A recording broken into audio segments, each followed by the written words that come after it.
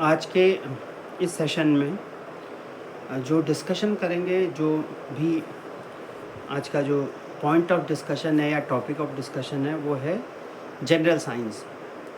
General science में जो भी एक सामान्य विज्ञान है, और सामान्य विज्ञान के अंदर जो डिस्कशन के उसके जो भी सब्जेक्ट्स हैं वो क्या हैं, कि डिस्कशन के जो पॉइंट्स हैं वो हैं, टॉपिक्स हैं फिज़िक्स डिस्कस करेंगे, केमिस्ट्री और बायोलॉजी यानी लाइफ साइंस, ऐसे डिस्कस करेंगे।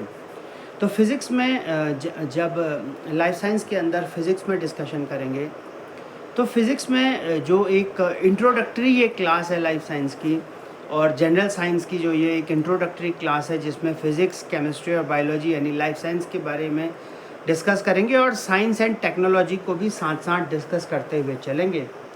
And in this topic of general science, what we will discuss in physics is basically, सबसे पहले ये चीज़ आती है कि physics क्या है, what is physics? Physics is the phenomenon of what happenings or the जितने भी phenomenons हो रहे हैं, that is happening around us, that is physics, or the physical phenomenons in the nature, in the physical forms, that is physics। जैसे कोई भी जो है ऐसा फिनोमिनन हो रहा है, इस तरीके की कोई घटनाक्रम हो रही है जो कि प्रकृति से रिलेटेड है, जो नेचर में घटित हो रही है, which is having some scientific cause, so that is physics. Physics means physics here, in this physics what we are going to discuss, let us suppose we will discuss the matter. First of all, in physics we will discuss like matter, what matter is. अब matter क्या है? Matter, anything, any substance, anything which occupies space and have mass, that is matter. अब matter क्या चीज़ होती है? matter होता है कि कोई भी जिसमें जो स्पेस को घेरे, जो जगह घेरे, ऐसा कोई तत्व, सब्सटेंस, ऐसी चीज़, ऐसा आर्टिकल, ऐसा कोई भी ऑब्जेक्ट, ऐसी body, whatever you may say, whatever may say, so that is matter. तो मैटर कहलाता है that occupies space, that is suppose to be matter. कोई चीज़ जो स्पेस ऑक्यूपाई करे, and that has mass, that has mass. So what basically the mass is?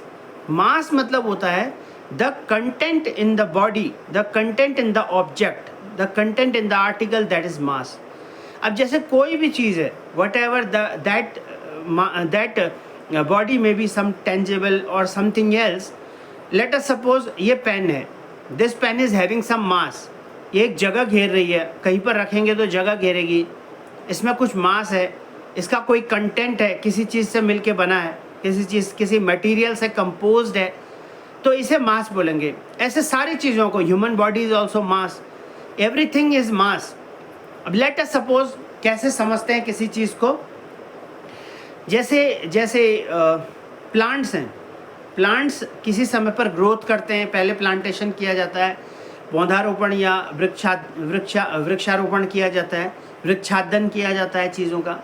उसके बाद as soon as the plant grows, पेड़ बन जाते हैं। फिर पेड़ बनने के बाद जब कभी ईंधन के लिए अगर प्रयोग में लिए जाते हैं यदि, तो ऐसे समय पर क्या होता है कि लेट अस सपोज फिर वो कोयले बन सकते हैं, कोयले बनते हैं, या कोयले बनने के बाद जब जलाए जाते हैं तो इग्नाइट किए जाते हैं, उसके बाद राख बनते हैं। अब राख बनने के बाद अगर लेट अस सपोज पानी में जा रहे हैं, तो पानी में अगर बहा भी दिया तो कहीं ना कहीं पर स्पेस तो ले ही रहे हैं, अगर बह भी रहे हैं तो एक सतह में तैर रहे हैं, एक स्ट्रेटिफिकेशन, एक स्टेटा में तैर रहे हैं और कहीं ना कहीं जगह ले रहे हैं। तो इसका मतलब एक बात तो क्लियर है, one thing is very clear, then mass is not suppose to be zero. तो मास कभी ज़ीरो नहीं हो सकता। दैट मीन्स कोई भी चीज़ अगर एग्जिस्ट कर चुकी है, अगर हो चुकी है, अगर पैदा हो चुकी है, जनरेट हो चुकी है यूनिवर्स में, तो it occupies some space because it is matter. Let us suppose अगर मैटर है, स्पेस ऑक्यूपाई कर रहा है, मास अगर चीज़ है, तो once the mass is if it is, अगर किसी चीज़ का एक बार मास हो गया, मास के फॉर्म में है, अगर कोई कंटेंट किसी में है, किसी बॉडी में है, तो ऐसे ऑब्जेक्ट का जिसका मास है, उसका मास कभी ज़ीरो नहीं हो सकता। हावेवर द फॉर्म में चेंज, रूप बदल सकता है, रूपांतरण हो सकता है, ट्रांसफॉर्मेशन हो सकता है, बदलाव हो सकता है, ट्रांजिशन हो सकता है, लेकिन मास जीरो नहीं हो सकता है। तो इसीलिए क्या होता है, mass can not be zero.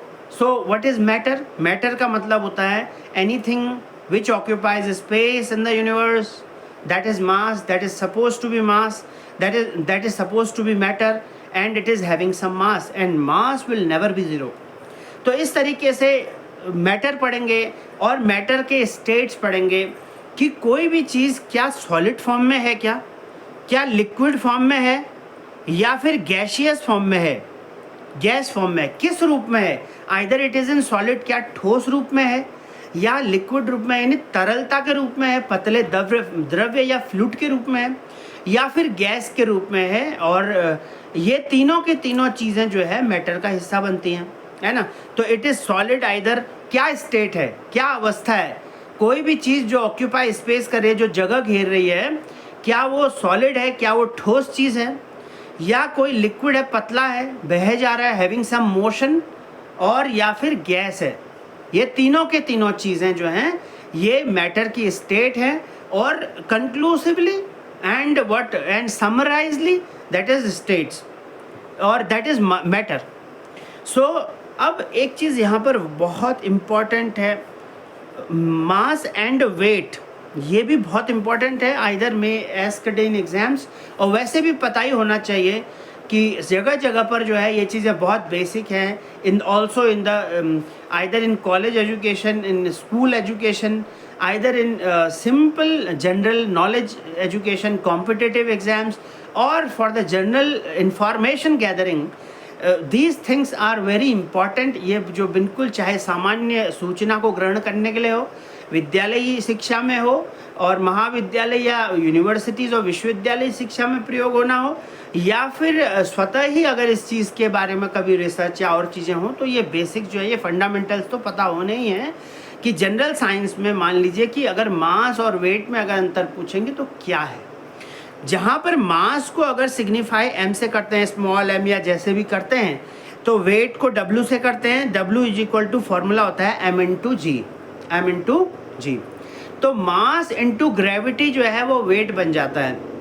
अब एक बात तो क्लियर है कि अर्थ है, let us suppose earth is there, पृथ्वी है, तो पृथ्वी में जो है ग्रेविटी है, पृथ्वी क्या है, ग्रेविटी है, पृथ्वी में ग्रेविटी है, और एक ग्रेविटेशनल इन्वेलप है, एक ग्रेविटेशनल जो है गुरुत्वाकर्षण जो है वो एक इन्वेलप है।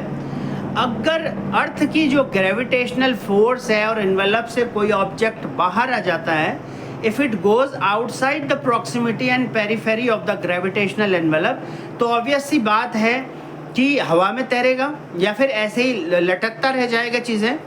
और इसका मतलब ये है कि ऐसे समय पर जब ग्रेविटी ज़ीरो है, because weight W is equal to m into G, mg, तो अगर ग्रेविटी ज़ीरो है, if g is suppose to be zero, acceleration due to gravity, और gravity is suppose to be zero, g is suppose to be zero, nil, then at that time W is equal to m into g, m into 0, so it means that W is equal to 0. If anything is into or produced by some 0, then that comes to be 0.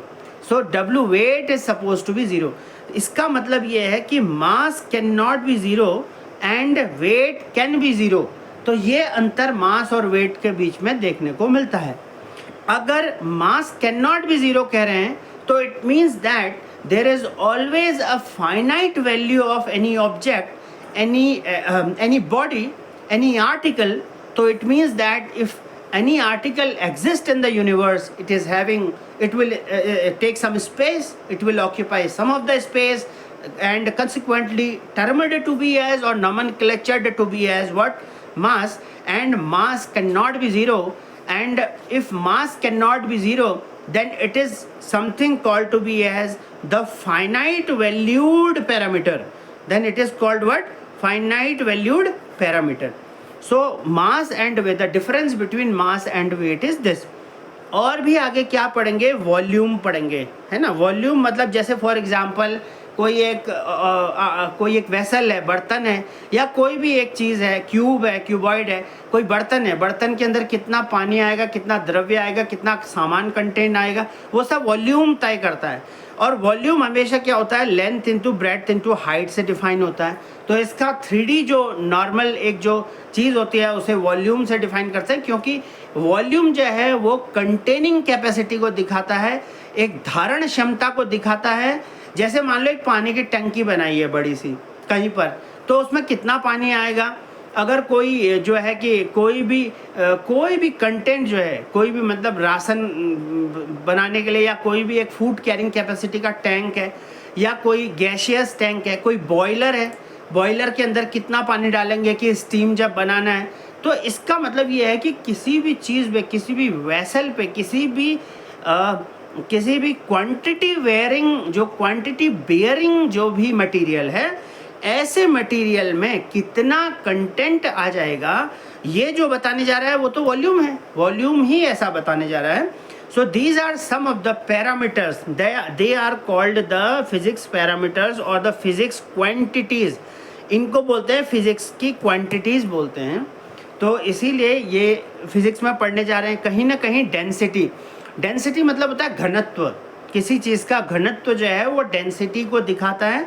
और घना होना, जैसे for example कोई एक जंगल है और एक और कोई जंगल है, अगर किसी जंगल में अगर मान लीजिए 1 बीघा 10 बीघा है, और कोई दूसरा जंगल भी 10 बीघा है, और 10 बीघा में जो है बहुत सारे पेड़ लगे हुए हैं, और किसी और जंगल में उसी 10 बीघा में कम पेड़ लगे हुए हैं, तो जिसमें ज़्यादा पेड़ लगे उसमें डेंसिटी घनत्व ज़्यादा है। और विद रेस्पेक्ट टू एरिया अगर देख रहे हैं, विद रेस्पेक्ट टू अगर अलग अलग पैरामीटर देखेंगे तो, लेकिन देखेंगे घनापन ही, तो कितना घना कोई चीज़ है, that suppose to be density. और स्पेसिफिक ग्रेविटी भी होती है, एक ग्रेविटी है।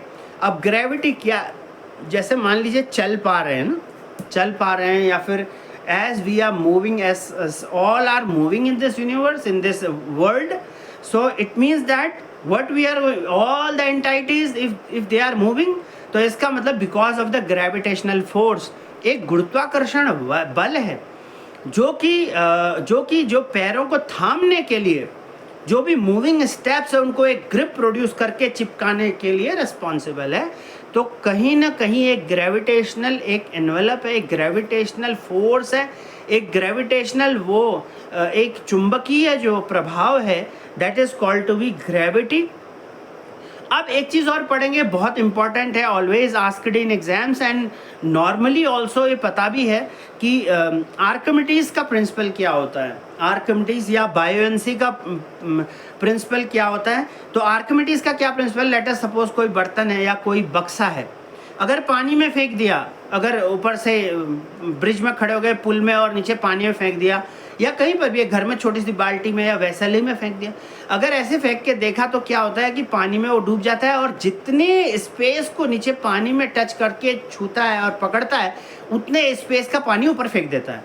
तो इसका मतलब ये है, ये एक आर्किमिडीज का प्रिंसिपल के अकॉर्डिंग होता है कि एक अपथ्रस्ट, जो अपथ्रस्ट मतलब ऊपर को, थ्रस्ट मतलब फोर्स, एक जनरेट होता है, और उतना ही मात्रा में कोई भी चीज़ डिस्प्लेस और हट जाती है जितने मात्रा में वेट आ रहा होता है।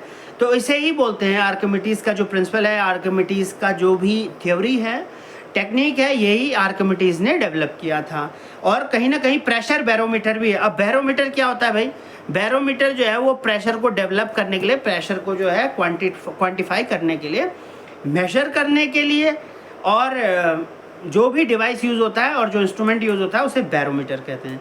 मोशन ऑफ ऑब्जेक्ट्स भी इसमें पढ़ेंगे कि कोई भी ऑब्जेक्ट है तो उसका मोशन कैसे, वो चल कैसे रहे।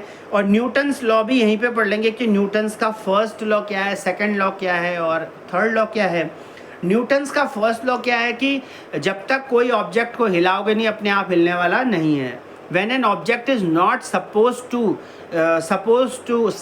or when an object is not subjected to any force, then that object is not either will remain in the state of rest, or if it is in motion then it will continue in the state of motion.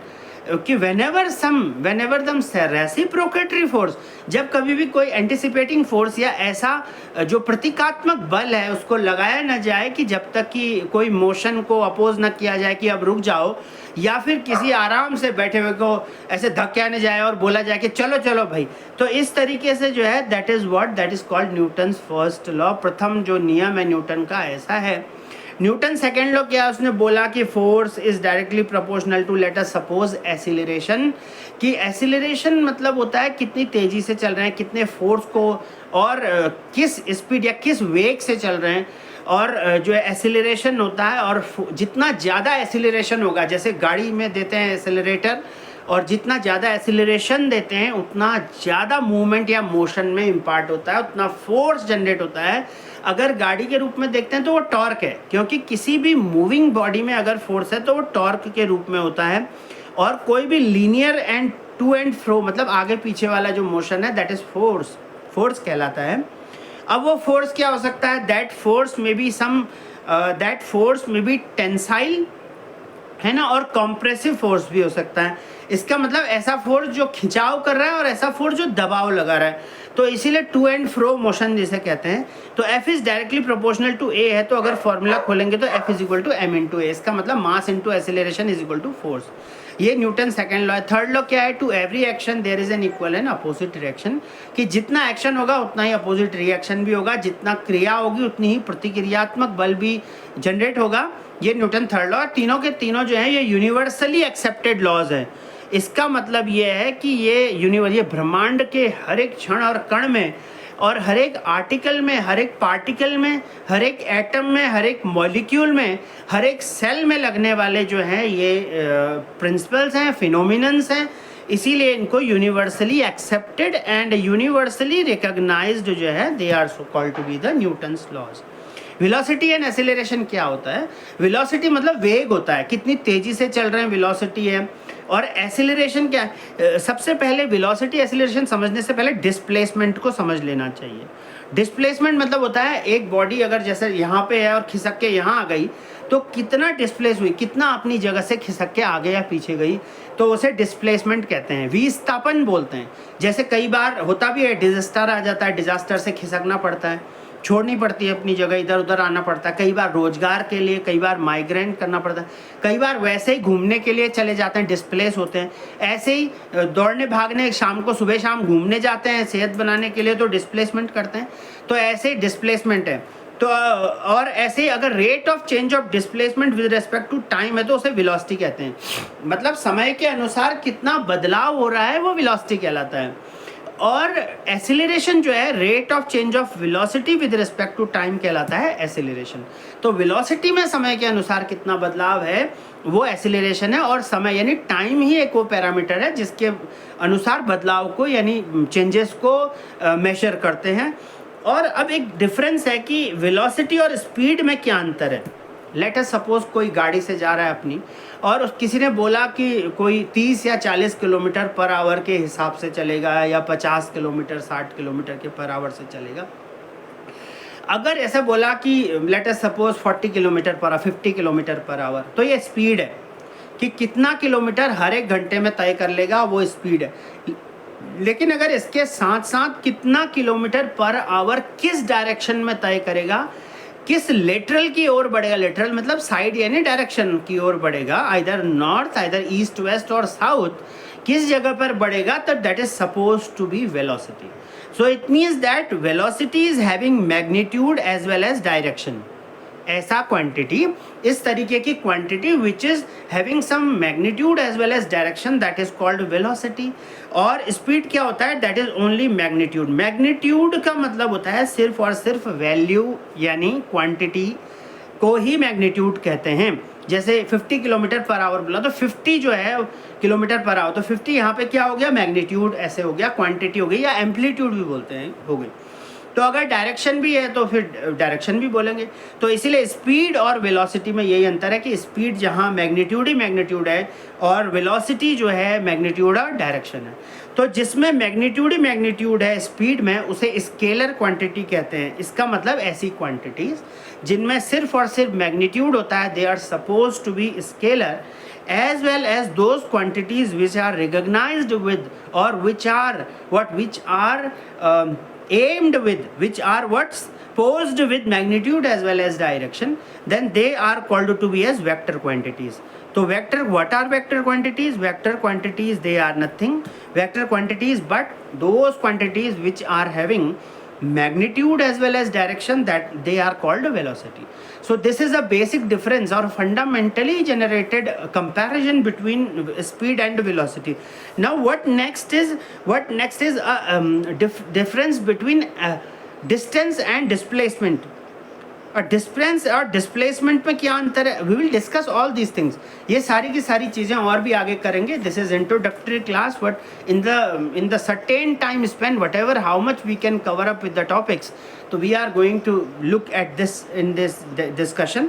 तो distance और displacement में क्या अंतर है कि distance और displacement ऐसा है, लेट अस सपोज यहाँ से जा रहे कहीं मार्केट या कहीं भी इधर उधर घूमने जा रहे हैं, तो चाहे किसी डायरेक्शन से होकर चलें, कि सड़क से जाएं, कि कोई डांडे कांडे से चले जाएं, डांडे कांठियों में चले जाएं, या कहीं पर भी नौले धारे से होकर निकल जाएं, कहीं पर भी पर्वत पठार और जो है, और कहीं से भी सीधे मार्ग से निकल जाएं, खेतों से निकल जाएं, है ना, कहीं बढ़िया टाउनशिप से निकल जाए, कहीं से भी किसी भी घूम घाम के निकल जाए, सीधा निकल जाए, ये सब स्पीड, ये सब डिस्टेंस है. दूरी को तय करना है, कितना चले हैं, क्या कितनी दूरी तय करी. डिस्प्लेसमेंट मतलब होता है शॉर्टेस्ट डिस्टेंस. तो शॉर्टेस्ट डिस्टेंस, सबसे छोटा जो डिस्टेंस होता है, दैट इज डिस्प्लेसमेंट. अब जैसे बोला कि यहाँ से कहीं और जाना, कहीं पे जाने का डिसाइड है, कोई डेस्टिनेशन है, तो अगर वहाँ पे जाना है तो सबसे छोटा डिस्टेंस कौन सा होगा, सबसे स्मॉलेस्ट जाने का मार्ग क्या होगा, वो डिस्प्लेसमेंट है. Again the same thing, distance एक स्केलर क्वांटिटी है जिसमें सिर्फ मैग्नीट्यूड को देख रहे हैं, डायरेक्शन की कोई बात नहीं है. लेकिन डिस्प्लेसमेंट जो है उसमें मैग्नीट्यूड के साथ साथ जो है वो डायरेक्शन की भी क्या है, बात है. तो इसीलिए this is difference between distance and displacement, where distance is having scalar quantity. Scalar जो है, that quantity is termed to be as distance, but displacement is recognized to be as a vector quantity which is having both magnitude as well as direction. This is the basic difference. Newton laws of motion we will also थोड़ा देखा है. Force and momentum, तो momentum भी होता है, जैसे body suppose some object is running, तो it means it is having some momentum. Momentum बिल्कुल movement जैसा ही है, momentum. तो at that time we will discuss all these details. Stability and equilibrium of bodies. तो stability मतलब होती है स्थिरता, और equilibrium मतलब होता है संतुलन. तो संतुलन किसी भी बॉडी का ज़रूरी है.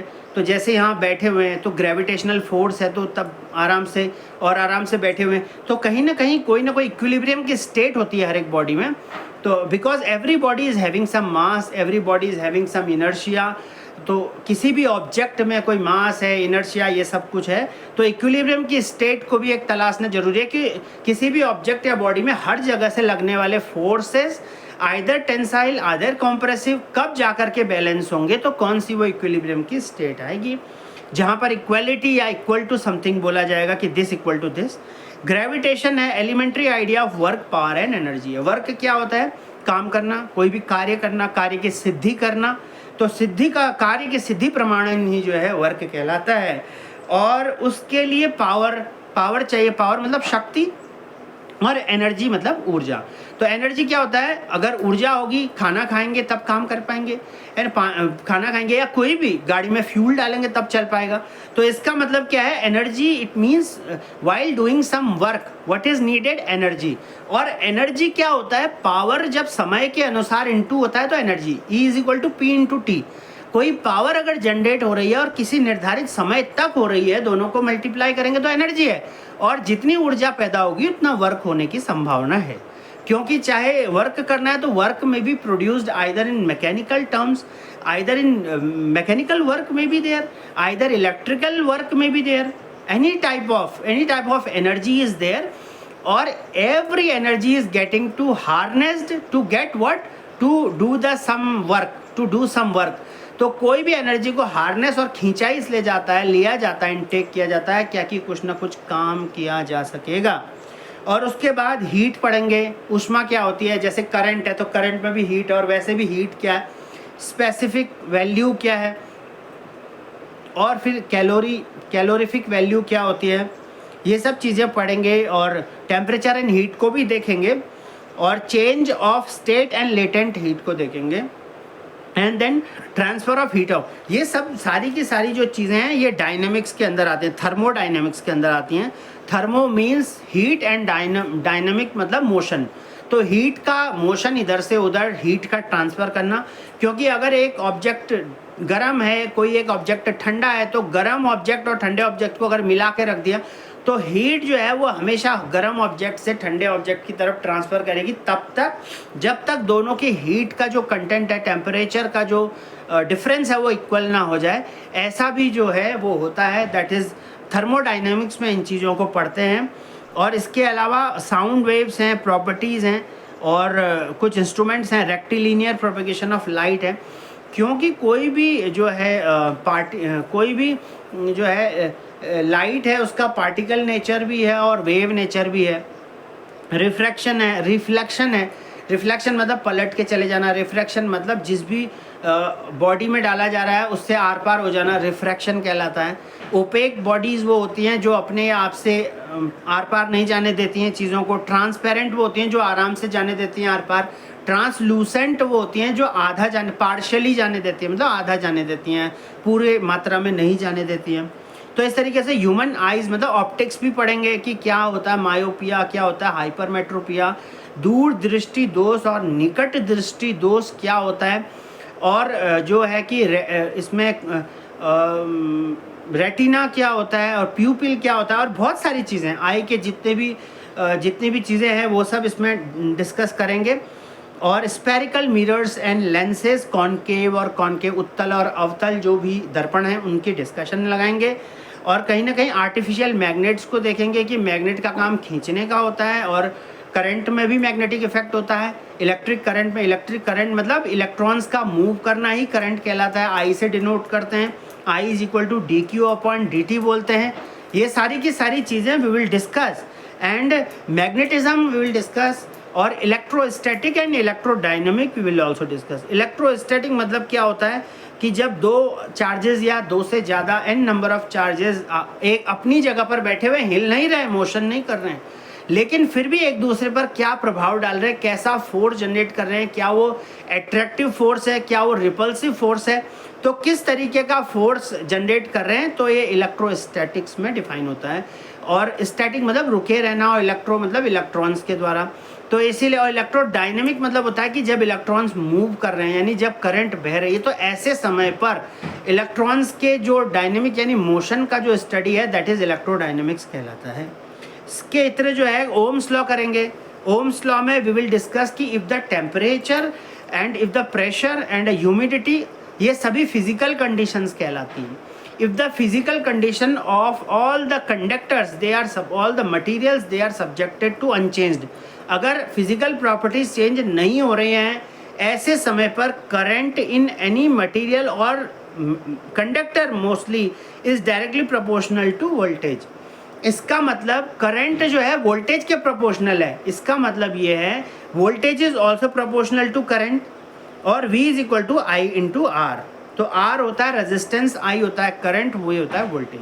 तो इस तरीके से ओम्स लॉ निकल के आती है।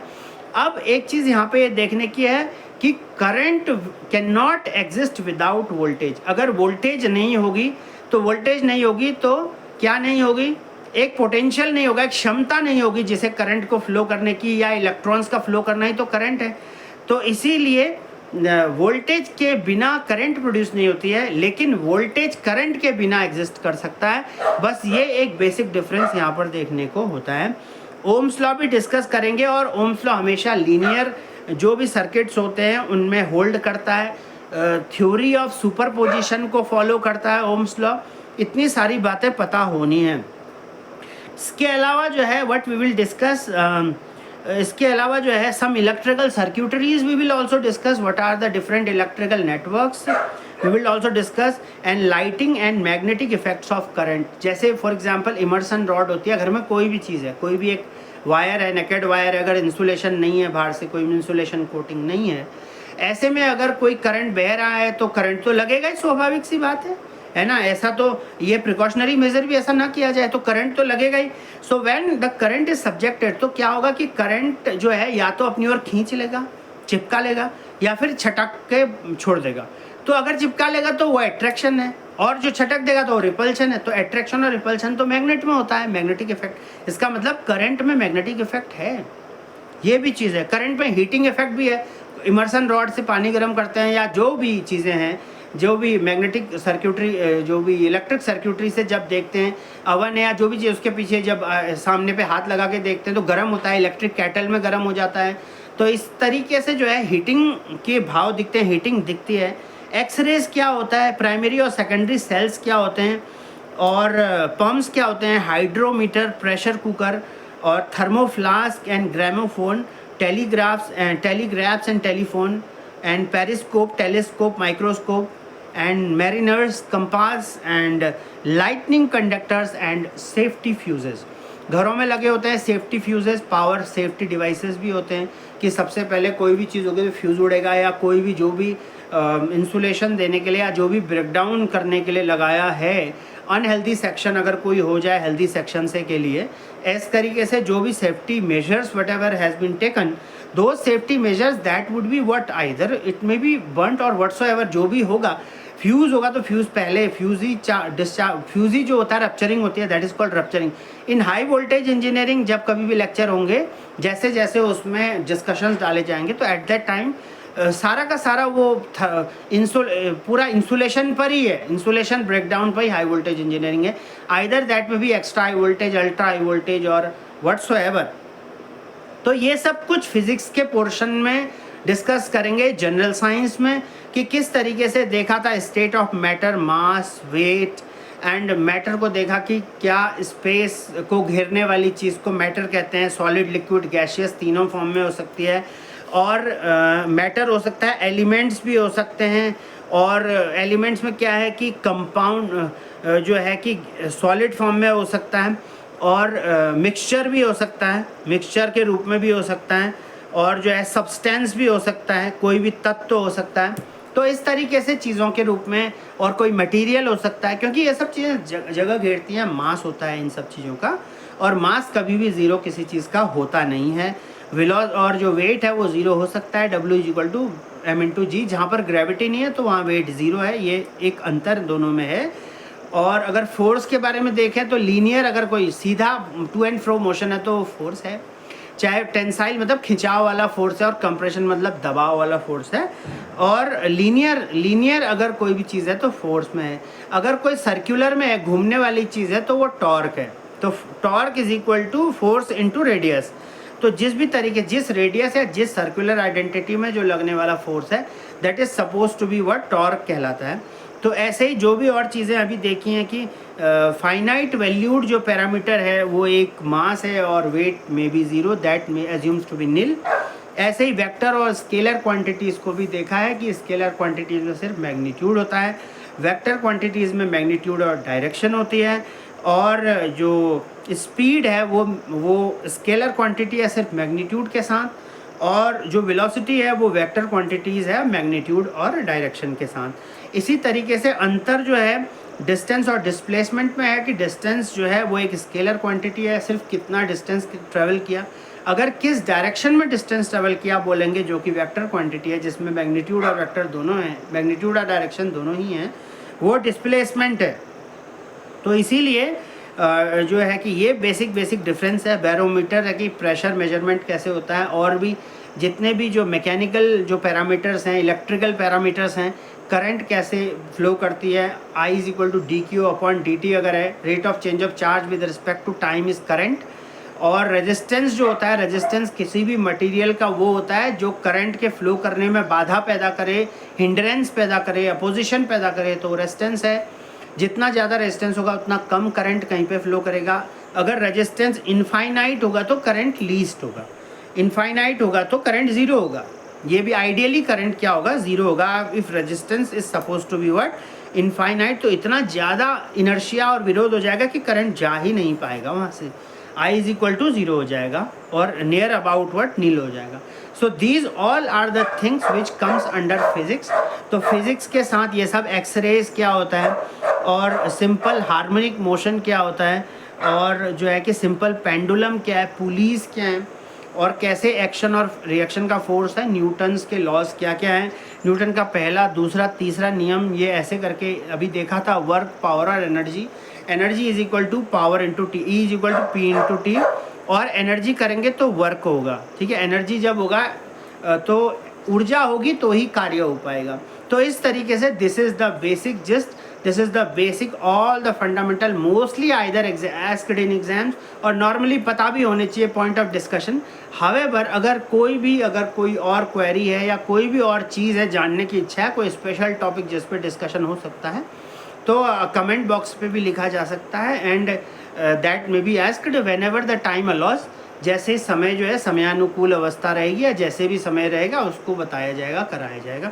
तो कहीं ना कहीं जो है जनरल साइंस में जो फिज़िक्स का टॉपिक है, फिज़िक्स के जितने भी बेसिक डिटेल्स हैं, तो ये इन चीज़ों को बारी बारी से जो है डिस्कस करेंगे. This is what the fundamental and introductory जो session and the discussion scenario of this physics.